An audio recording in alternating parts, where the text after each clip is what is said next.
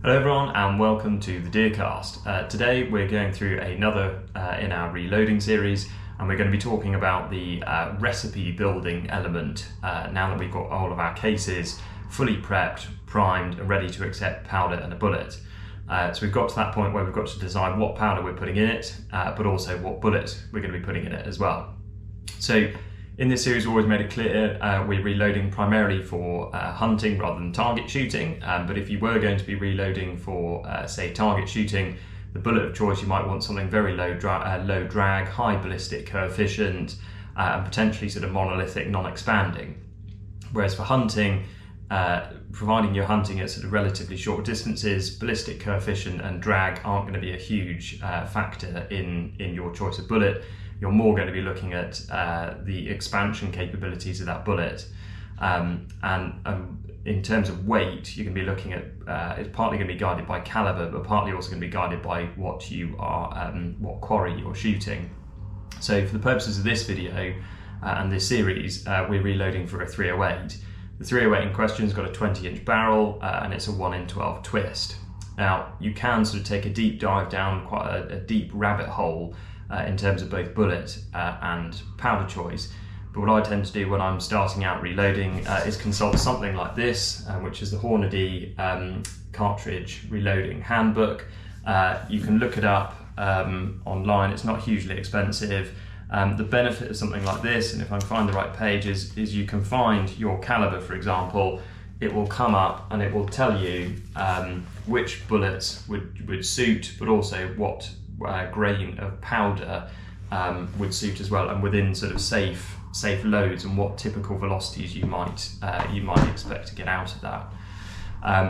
The reason it's important to sort of tweak both powder and bullet is because, firstly, depending on what you're actually shooting at, you want the bullet to perform how you want it to perform. But secondly, how it's going to perform in terms of accuracy is massively affected by both the powder charge but also the weight of bullet. So my 308, the one with a 20-inch barrel, 1 in 12 twist, it prefers relatively heavy bullets. So I tend to load about 150 grain bullets into it, 130 if I'm trying to get something a bit lighter and more flat shooting. These are some results I had the other day with this rifle, and it's the same bullet but with just different powder measures, so it really does demonstrate the difference it can make. So we've got here, the best group managed to get there, it's about 0.7 of an inch, then got there one which is about an inch, and then one there that's over an inch. So it really does demonstrate getting your powder charge, or experimenting with powder charge, is important. So the bullets we're going to be using are these 150 grain copper bullets from Fox. I've had some good results with them both on paper but also on quarry. So your bullet weight is going to be partly affected, as I said, by what you're shooting, but also the twist rate of your barrel, and also obviously by caliber. So with a 308 you can typically load from, say, 110 grains all the way up to sort of 200 and something grains. For what we're shooting here, which is predominantly fallow deer and roe deer, 150 grain is sort of the sweet spot for most 308s, both in terms of the stabilization of that bullet, but also its performance on quarry, because anything too heavy is just going to punch straight through that animal and not necessarily expand. Anything too light, you might not get enough terminal performance on an animal. So 150 grain tends to be our sweet spot. The twist rate in your barrel is how many times that bullet will twist as it goes down the barrel, and the reason that's relevant is that affects how that bullet will be stabilized. So faster and slower twists will stabilize heavier and lighter bullets better, depending on which end of the spectrum you're at. So again, important to do a bit of experimenting, and also, again, there's some great advice in books like this as to where to start.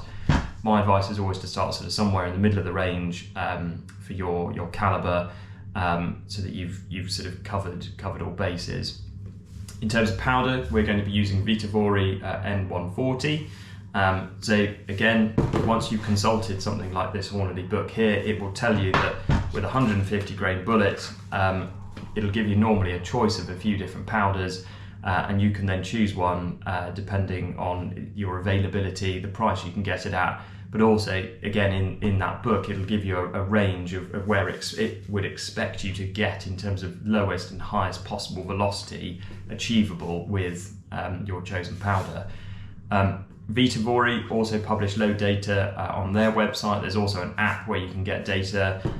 Fox also publish data on their website in terms of bullet weights, powder charges, and the different powders they recommend as well. So once you've chosen your bullet, once you've chosen your powder, start normally at the lowest powder charge recommended either in one of these books or on the Vitavori or Fox website, and work your way up in half grain increments. So what we've done here was I'd already ruled out some of the higher and lower powder charges, and we'd figured out that between sort of 43 and 44 there was a sweet spot in terms of how this bullet would perform. So we've got one group at 43 grains, one group at 43.5 grains, and one group at 44 grains. And I tend to load 3 or 5 bullets at each different sort of step, if you like, then go out, shoot them on target, and you'll find out which one performs best. Once you've found one that sort of performs best in a sort of accuracy point of view, it's then time to go out and test that on either ballistics gel or live quarry to see how that performs. And once you've done all of that, you can then move on to tweaking things like seating depth as well. But this is really the place to start.